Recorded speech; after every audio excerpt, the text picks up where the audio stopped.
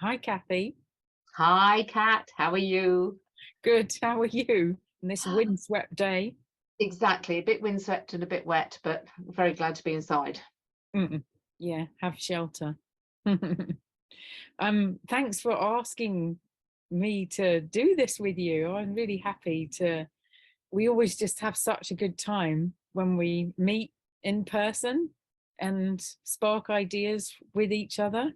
And I was thinking the other day when you suggested this about when did we meet first? And I can't exactly remember or how it was. Maybe you can.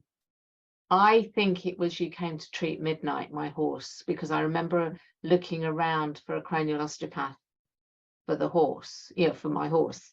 And I'm sure, and I had Min since 1992. So I'm sure we met in the 90s.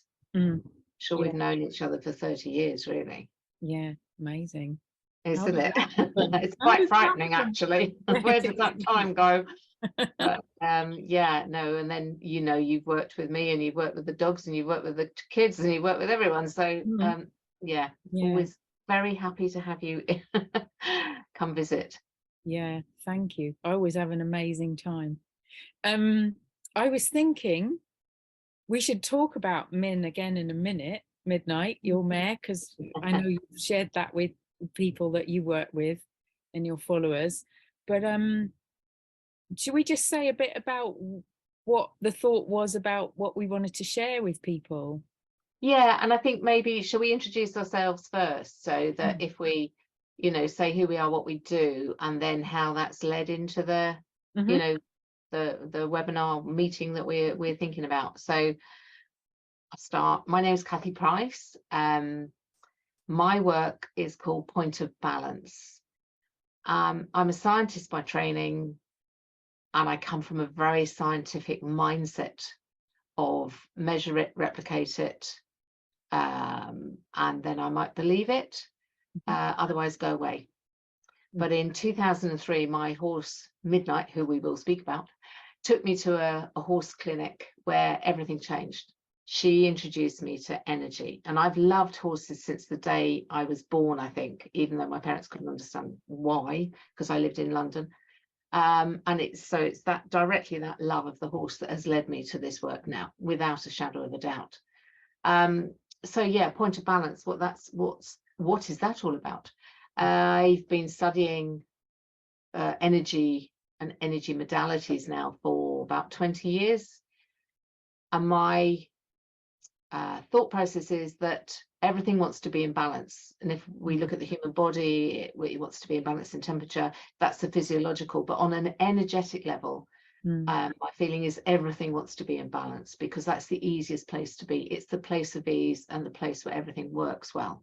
Mm. So the way that I work is to condition the field, and where the field here is not the farmer's field, but the quantum field, vacuum fluctuation field, the 0 point field, which is the energetic field that connects us to everything, to the furthest most point of the universe that we don't even know about, and that contains so much information. And so when I work with a system, be it a person, a dog, a horse, whatever, and usually now I'm working at a distance, I'm blessed to have clients all over the world. It's a case of conditioning the field, making it easier for the system to find the information it needs at an energetic level to bring Mhm. itself back into balance, and so to health. Mm. So that's probably confused everybody now, but that's what my work's about. And Mm. yeah, I shall pass over to you. Well, I think that's a really clear description Thank of you. the kind of essence of your work, actually. I didn't think that was confusing at all. Um, and it's interesting here you speak about it having received your work. And I know that some of the people listening in, either live to the webinar that we're offering, or now even to this recording, or to the recording that we'll make and offer people, will have experienced your work. And um, it's really difficult to describe. It's so magical. Oh, thank Um, you. yeah, I've had lots of different kinds of treatments in holistic therapies and holistic medicine and healing over the years. And I remember the first time you gave me a session, and I just thought, wow, this is unlike anything else I've ever experienced. It was pretty cosmic. So yeah, I remember, and it was very powerful. And yeah, I know of lots of people and animals that you've helped. So yeah. And also, you know, I love it that when we work, if I come and work with your animals, you're standing there giving them a zap at the same time. And quite often I'm standing in the way of the zap. So I get a zap as well. I love it. Yeah, absolutely. Buy one, get one free. I always call Yeah. it. That, you know, Yeah. you're working with one system and there'll be another system nearby and they go, oh, that's nice. Thank you very much. Exactly. My system, as you just described so beautifully, going, oh, opportunity for balance, you know, so Lovely a job. finer degree of balance. It's great. Yeah, I loved your description. Oh, But I'd love to now. Yeah. I mean, I'm just going to introduce Kat in that. When she comes to us, I know this sounds like a what is it, a mutual admiration society, and it really is. But I have got so many videos of what my horses do to begin with. When Kat comes in there, they lie down, they're gone, they're just in complete peace and connection. It's magical, and I have got video after video of this happening. And then when Kat comes and works with me, it's my, I don't know how to describe it again, but it's like, I call her Mrs. Four Hands for a kickoff, because she usually starts working by putting her hands on my feet and then works, you know, might be working around my shoulders, but her hands are still on my feet. And I still haven't worked this one out yet. But it just brings the most beautiful peace and smoothness to my body after you've given me a session. And I know that you come from multiple skill base. So please tell everybody about you. okay, so yeah, so I want really similarly to you, I was raised on the edge of London, suburban edge of London, absolutely had a thing about animals in general, but horses. And nobody understood it because I don't come from a family that has any connection with horses. And then I always knew I wanted to work with animals, but I can't do maths. So that kind of put the kibosh on wanting to be a vet, which is what I kind of grew up wanting to be, because it used to be this series in the UK about James Herriot, the vet. Oh, yes, yes, same era. Yeah. Yeah. So I used to watch all of those and I used to read vet books, you know. Anyway, so I came across osteopathy at school and I ended up going and training in osteopathy. And about halfway through my training, I had this aha moment that you could treat animals with osteopathy. It had never occurred to me, and it seems really obvious now because there's so many healing modalities and all kinds of holistic practice and holistic medicine available for animals now. I mean, there's so many, but back then, this was in the 80s, there wasn't anything. And so it was a real aha moment for me in the middle of the training. And I remember being in orbit with happiness, going skipping down to the school osteopathic school canteen and going up to my friends who were sitting around a table drinking tea and going, I just realized you could treat animals with osteopathy. And they kind of went, yeah, you probably could, and then carried on drinking their tea. I was sort of bouncing around, you know, like Tigger, you know, from Winnie the Pooh. Anyway, so I finished my training and I worked with people only for a couple of years and used them as guinea pigs, basically. And then I started treating animals. I got an introduction to one of the original horse physios in the country, and she took me into racing and eventing yards. So my first horse I ever treated was a racehorse. Anyway, so it kind of, there's lots to tell, but it kind of went on from there.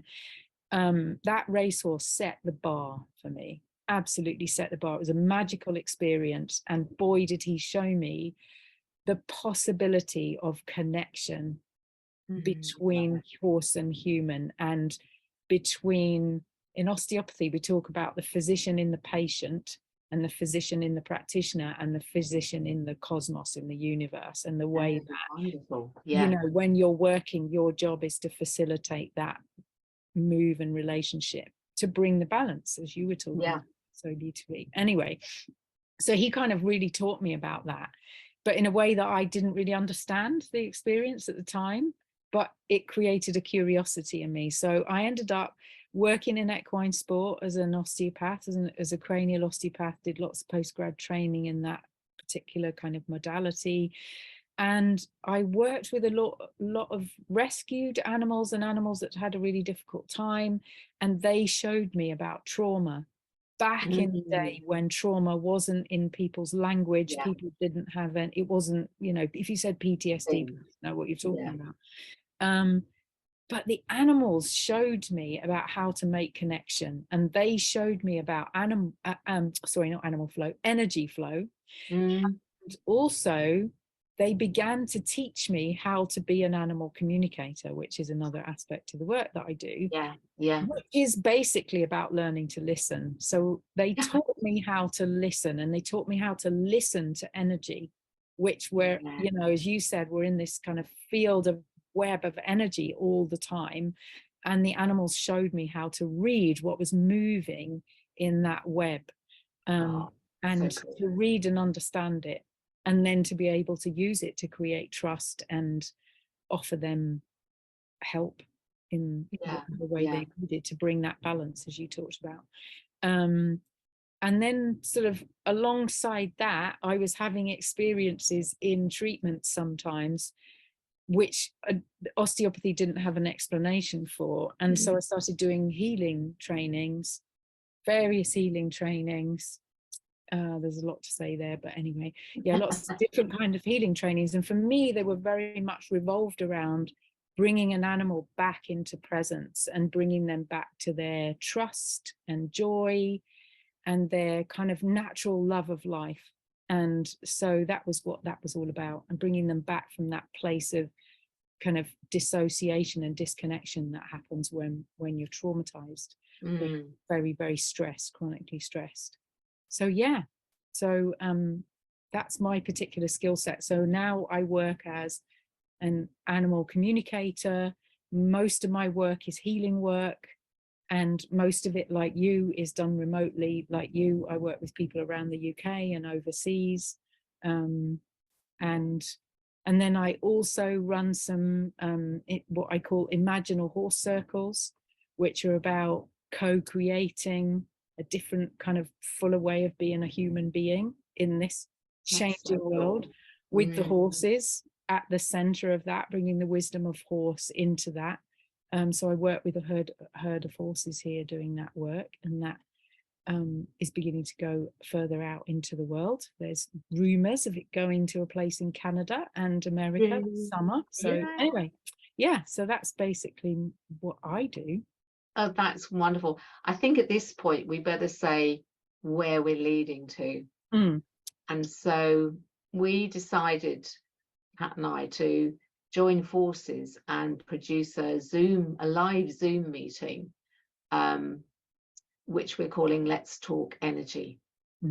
And I think from the introduction, we both given, you can see that it's a very big part of it is our life, basically, within our work. And we actually sat down and frightened ourselves, because we worked out how many years between us we had working within energy, and it's actually 55 years. Which actually frightens them. Whatever. So, oh my God. So we have been down this path for rather a long time. But what we wanted to do was to bring together our experiences and our perceptions under that banner of Let's Talk Energy, and share with everybody that wanted to listen and be and find out how being aware of energy and understanding it can really help you in your life. And I know there are sort of the three things that we might think about are connection, which Kat's already spoken about, communication, and health, and health or healing. So within the meeting, we're going to be talking about these subjects along with a lot of other things. But we felt we wanted to do this little video first, so you could get a feel of who we were before the actual meeting, and then hopefully we can go straight into the good stuff when we bring the meeting, start the meeting up. So I think this might be the point where we talk about midnight.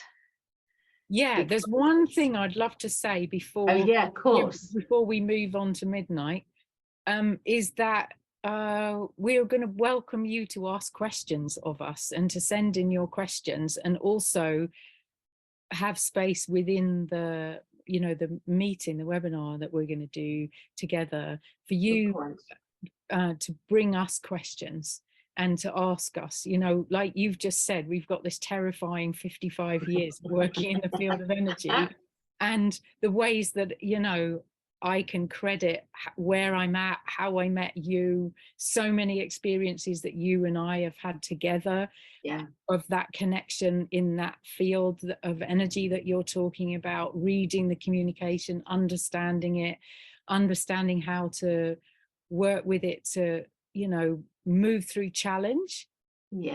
How to just have that richness, you know, when I think about it, what has being in that field of work of energy brought me, I would say, if I was going to nail it to one word, it was magic. It's just, I love it. It just brings magic. So yeah, feel free to come with your questions and let's have a really rich discussion, because, you know, there's a way that when people gather, you know, we can talk, but we really want you to come in and bring your questions, and let's kind of create something really rich. I think that's beautiful. No, that's really well said.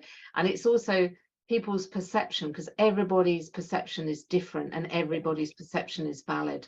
So it's to listen to what you've, you know, what you might want to share with us, your experiences and what's happened. The way we're thinking with the questions is underneath the this video, when we send it out, there'll be some information, bump as I like to call it, and there'll be an email address there, so you could send your questions there for us to see beforehand, or if you join us on the live, you can write them in the chat, or there will be opportunity to actually speak questions if you feel up to it, because we are going to be recording it. It is a paid for meeting and it will be available live. You can join us live. If you join us live, you have got lifetime access to the recording as well. Or if at a later date somebody wants to pick up and watch the video, it'll be available there. I'm doing it through Thinkific, which is a website that allows you to share learning material. And it's a very simple log on into Thinkific, in that you just have to put your email, a very simple password, and then there will be payment details to pay for the actual you know, access to the actual meeting. So that's the sort of nuts and bolts about how it's going to work. But we really would like questions and you know, your experiences as well. So should we move on to midnight, or finish midnight? Let's close up with midnight. Let's close with midnight. So Kat, as we were sort of discussing beforehand about what we'd like to say in this little thing, Kat said, you know what we should talk about is midnight and her connection. So I'll start the story and then Kat can join in, because you know, it's a very shared experience because of the connection. So basically I had a horse Midnight, and I think she was 23, and I'd ridden her out maybe 2 days before, but she came down with massive colic overnight. And it was on New Year's Day 2015 in the morning that my friends, where she was in the field with, which is literally just up behind my house, discovered her, obviously in distress, and called the vet. We called the vet straight away. And he came out and looked at her, and he sort of mooted. He said, well, you know, there was no way I was going to send her for surgery, because she was too old, and it's every surgery from here is about 2.5, 3 hours away. So that was out of the question. Anyway, he gave her all the drugs to try and help her. And he said, I'll call back in a couple of hours. Well, after an hour, I could see this wasn't going the right way. So that was that. And then New Year's Day, you might remember this is, who should drive up to the yard and walk through the door but Kat? So you take it from there, Kat. Well, I just remember that I had been to see her shortly before Christmas, in that, you know, when you're a practitioner, I know this happens for everyone, that crazy run up to Christmas. And I saw her and she basically said, I want you to come back. And I knew that she meant in the middle of the holidays, you know. So she meant somewhere between Christmas and New Year. And I was thinking, yeah, that's actually my annual leave. Cheers, Midnight. But she was very clear about what she wanted and what she didn't want Midnight, wasn't she? Really? Yeah. Yes, she was. Yes, So she knew her mind. yeah, so I just knew that that was the day, and I remember turning up, and there you were, all there with her, those lovely vets, you know, who I've known for years. They're such a lovely, lovely, kind couple, and you were there. Midnight was down in the field, and she just kind of went, right, yep, over here. It was as if she convened everybody she needed, Yes, all the people that absolutely. loved her, Yes. and she just started to say, no, it's my time to go.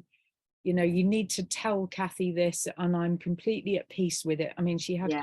she was in a lot of pain, but the pain meds were in. No, I do not want to go for surgery. No, I just want you to let me go. She was really clear about, she'd done everything in her soul journey. Yeah. Yeah. That you had facilitated her to have this amazing life, that you and she had just discovered so much together and shared so much Yeah, together. she was It was her time to go. And I remember her saying, and there's another horse coming who's going to take you on to the next bit of your learning with horses. Yes. And yeah, I'll just interrupt there and butt in there, because when Kat said that to me, you know, so basically Min was lying flat out and her head was on my lap, and then Kat was working with her, and she said, oh, she's bringing the next horse forward. The thought that went through my mind was a very rude one, in that I don't think so, because A, she hadn't even gone then, but also we were farming, and it was obviously New Year's Day, and you know, we get really busy. We were lambing and calving, there was no grass, and you know, if it was a case that I was going to look for another horse, it wouldn't be until about April, when the spring was coming and everything was, you know, easier to do. So I'll always remember you saying that, thinking, no bloody way. I'm like, you know, just, I don't think so. I don't think so. And it was also, for me, really interesting how she convened it on New Year's Day, because it's a date I'll never forget.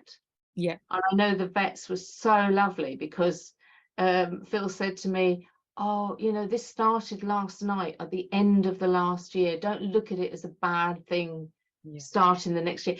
And I have to say, I shall tell you, so I don't know if I've ever told you this, but about 3 months before she actually died, I was riding around the valley, and this thought went through my head from nowhere, and it was, when she's taught me everything I need, she's going to go. Oh, wow. And it was it made me, my blood run cold. And I remember thinking, I'm going to figuratively stick my fingers in my ears now, and not listen, because she'll have to stay longer, because she was a Cleveland Bay cross, and they've got longevity almost within their genome. So they very often live over 30. And I fully had the vision of still riding her when she was over 30. Anyway, that was that, and all of this happened, and it was like, I've taught you everything I need to teach you, and I'm going now.